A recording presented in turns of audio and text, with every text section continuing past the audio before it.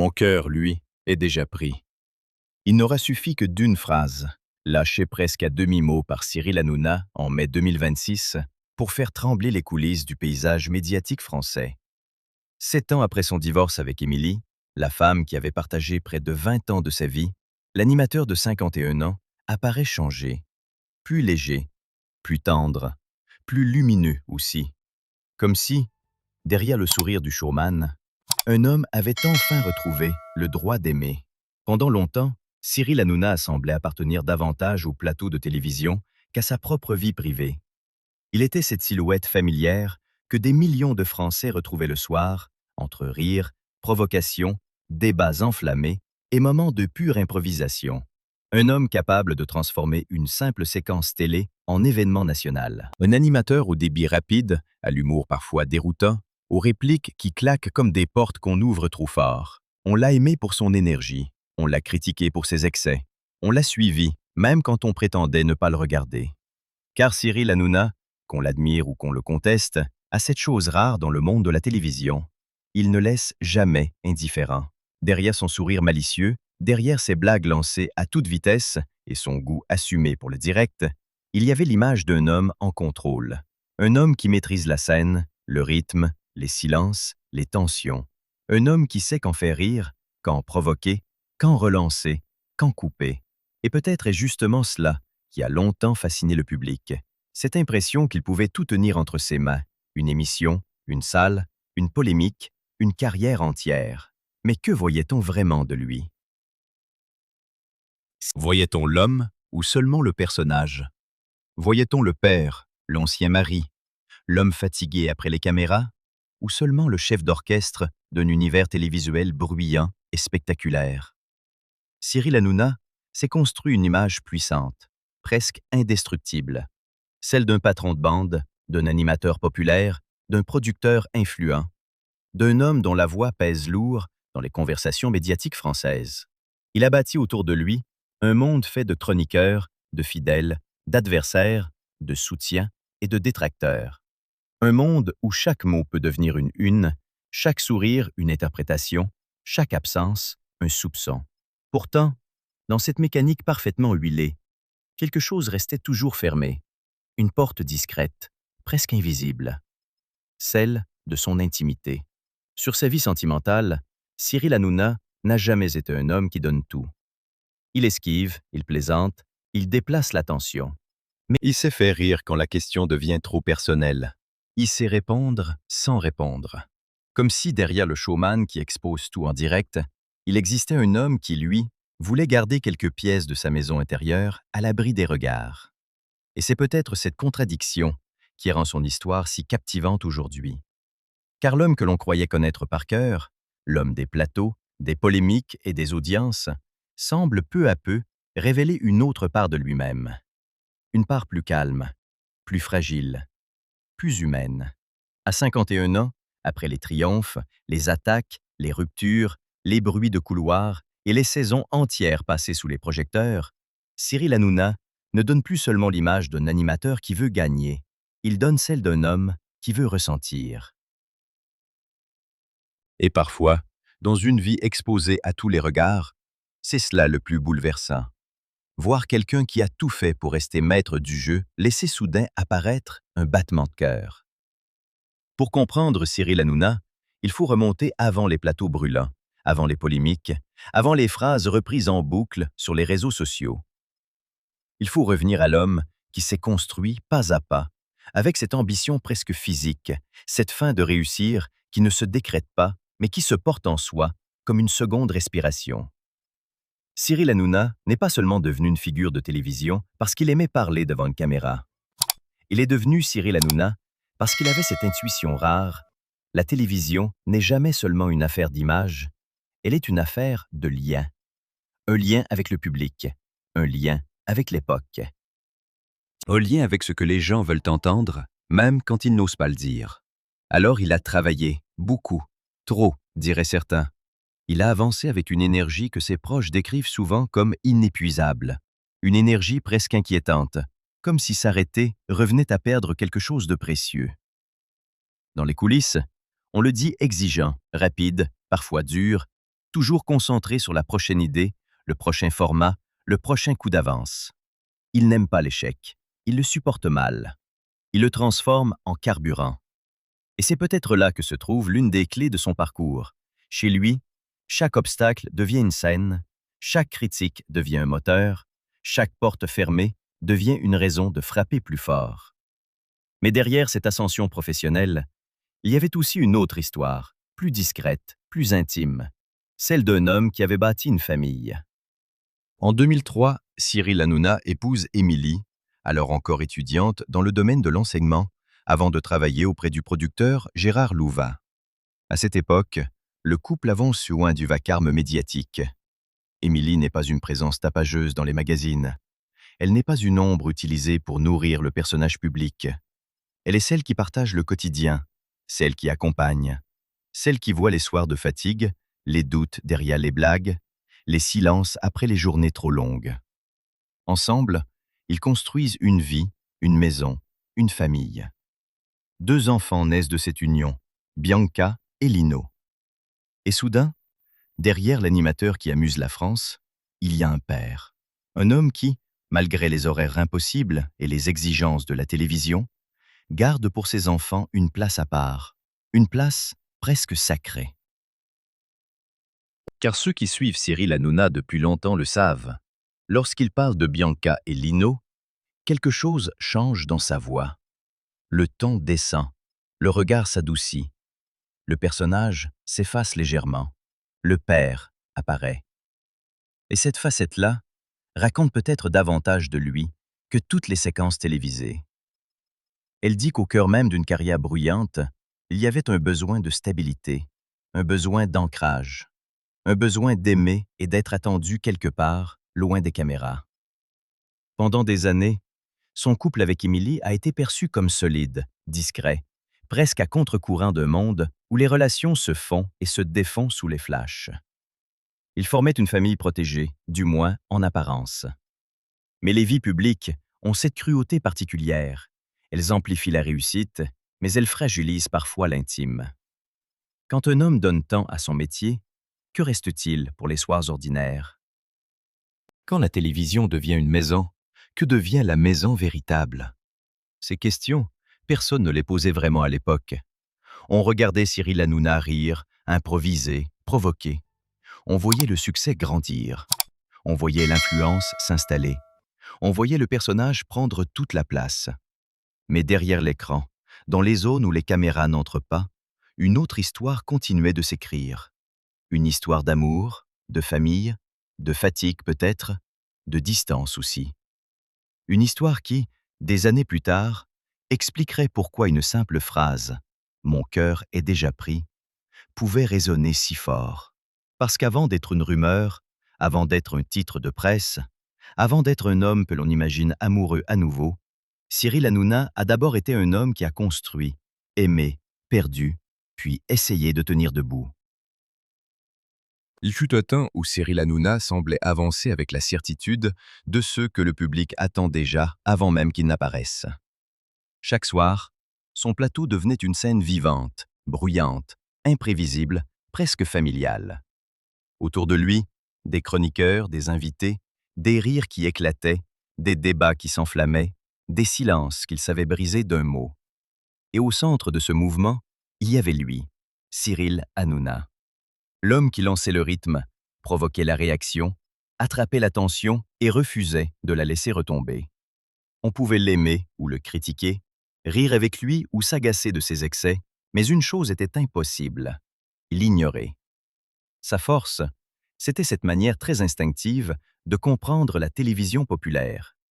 Il ne cherchait pas seulement à présenter une émission, il voulait créer un rendez-vous. Un endroit où le public avait l'impression d'entrer dans une conversation déjà commencée, comme dans un café plein de voix, de contradictions et d'émotions. Cyril Hanouna savait que la télévision ne vit pas seulement de format, mais de pulsation.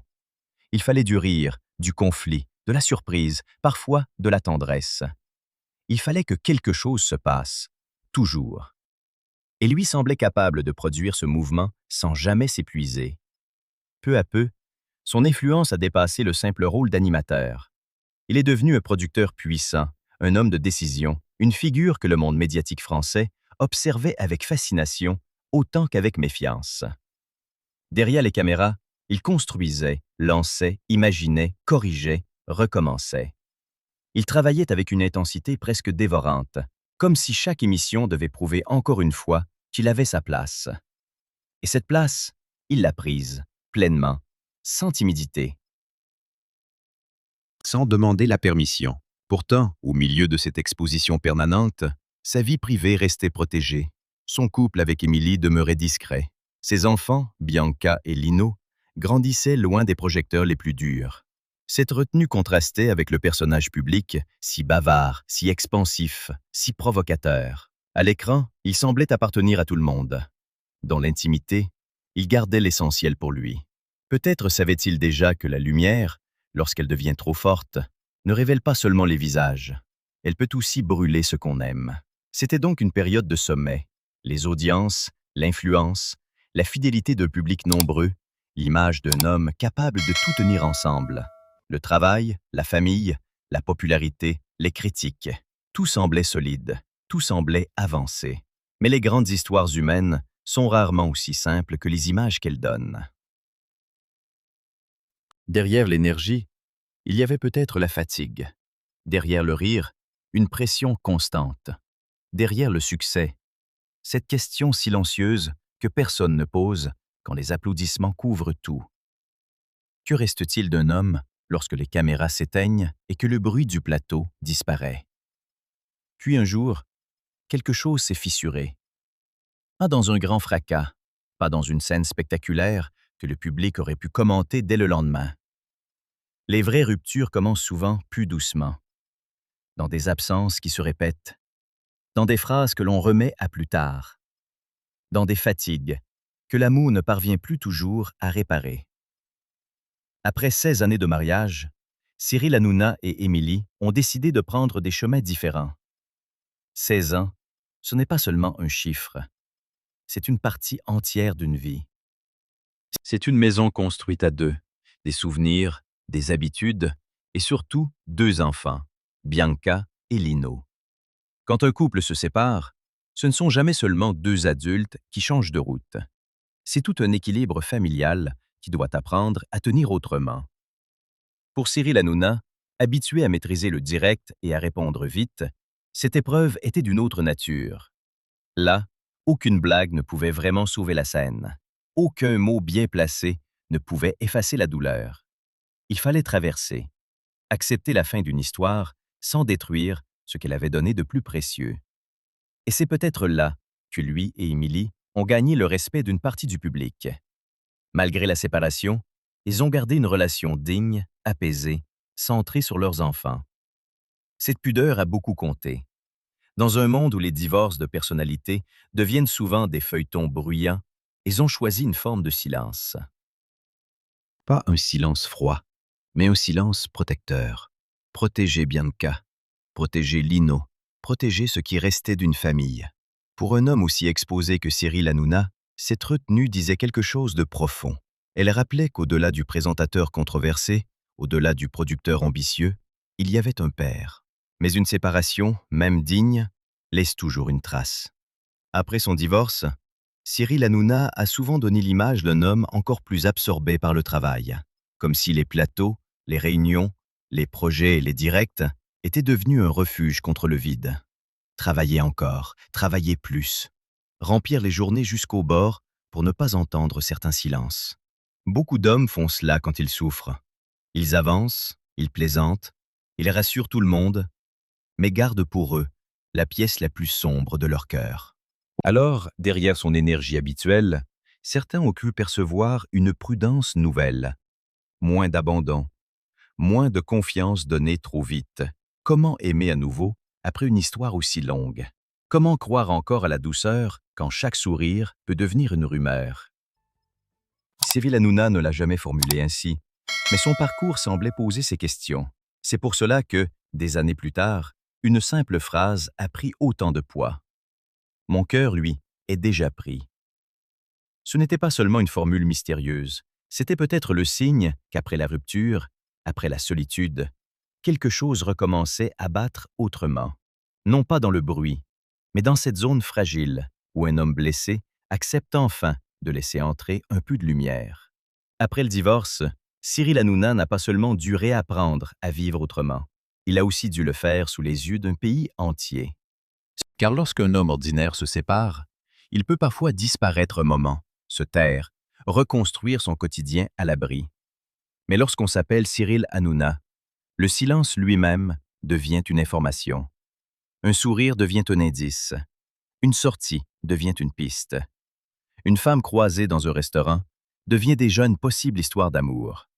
Sa vie privée, longtemps protégée par la discrétion de son mariage avec Émilie, est peu à peu devenue un territoire de chasse pour les médias et les réseaux sociaux. On voulait savoir, on voulait deviner, on voulait mettre un nom sur ce que lui refusait de confirmer. Pendant des années, le nom de Kelly Vedovelli est revenu avec insistance. Sur les plateaux, leur complicité faisait parler. Un regard un peu plus long, une plaisanterie, une manière de se répondre, et l'imagination collective faisait le reste. Beaucoup de téléspectateurs croyaient voir entre eux une tendresse cachée, une proximité plus grande que celle de simples collègues. Cyril Hanouna, fidèle à sa manière, esquivait. Il souriait, plaisantait, repoussait la question comme on repousse une porte qui s'entr'ouvre trop vite. Mais plus il ne disait rien, plus les rumeurs grandissaient. C'est souvent ainsi avec les hommes publics. Ce qu'ils taisent devient parfois plus bruyant que ce qu'ils avouent. Puis, à la fin de l'année 2025, Kelly Vedovelli a mis un terme aux spéculations. Elle a démenti toute relation amoureuse avec Cyril Hanouna, affirmant être heureuse auprès d'un autre homme avant de quitter l'univers télévisuel qu'il avait tant associé à lui. Pour beaucoup, cette clarification aurait dû refermer le chapitre. Mais dans la vie d'un personnage aussi médiatique, un chapitre fermé en appelle presque toujours un autre. Et quelques mois plus tôt, au début de 2025, Paris Match avait déjà relancé la machine avec une révélation spectaculaire. Cyril Hanouna aurait été proche de Tiffaine Nozière, avocate et fille de Brigitte Macron. Cette fois, la rumeur changeait d'échelle. Elle ne concernait plus seulement le monde du divertissement, mais touchait indirectement la sphère présidentielle française. Le pays s'est alors passionné pour cette histoire supposée. Était-ce vrai? Était-ce sérieux? Était-ce une simple rencontre amplifiée par les objectifs des paparazzis? Les médias parlaient de rendez-vous discrets, de volonté d'échapper aux caméras, de possibles présentations familiales.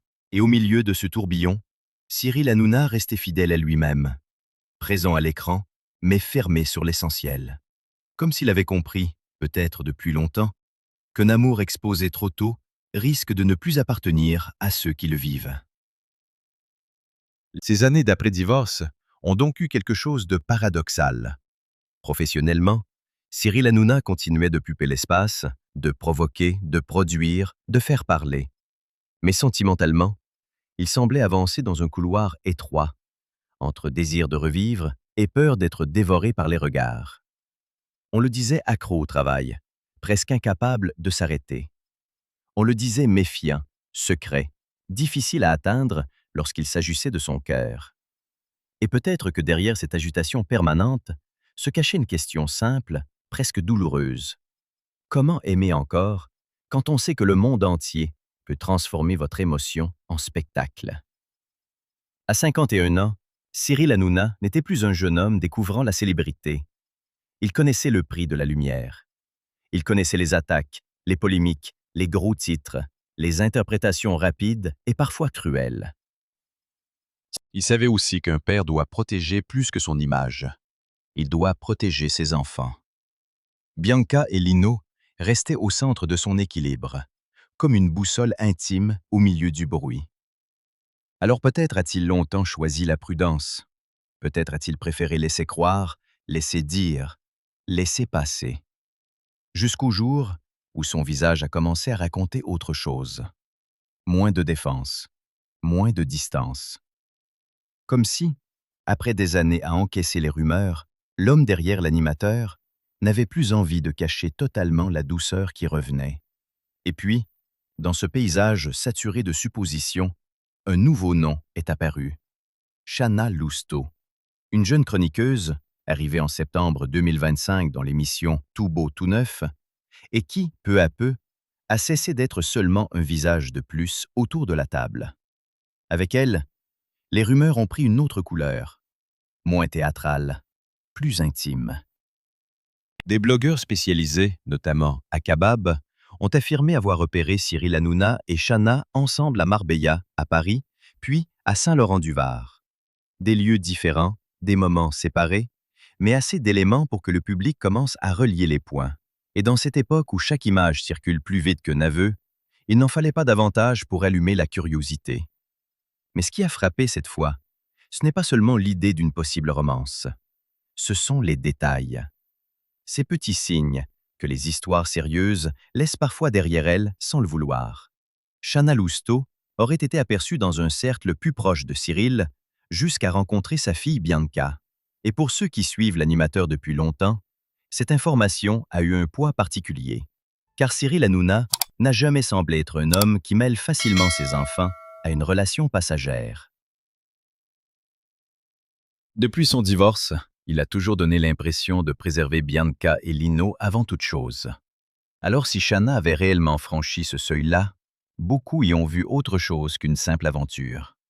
Peut-être un lien plus solide, peut-être une confiance, peut-être le début d'une place accordée dans une vie qu'il protège jalousement. À la fin du mois de mai 2026, l'histoire a pris une tournure presque théâtrale, mais d'une tendresse inattendue. Sur le plateau, ses collègues se sont mis à le taquiner, le qualifiant de « canard laqué », cette expression amusée qui désigne un homme totalement sous le charme, prêt à tout pour celle qu'il aime. Autrefois, Cyril Hanouna aurait peut-être nié plus sèchement. Il aurait déplacé le sujet, lancé une blague, coupé court. Mais cette fois, il a laissé passer autre chose. Une phrase. Une phrase simple, mystérieuse, presque fragile. Mon corps n'est pas encore pris, mais mon cœur, lui, est déjà pris.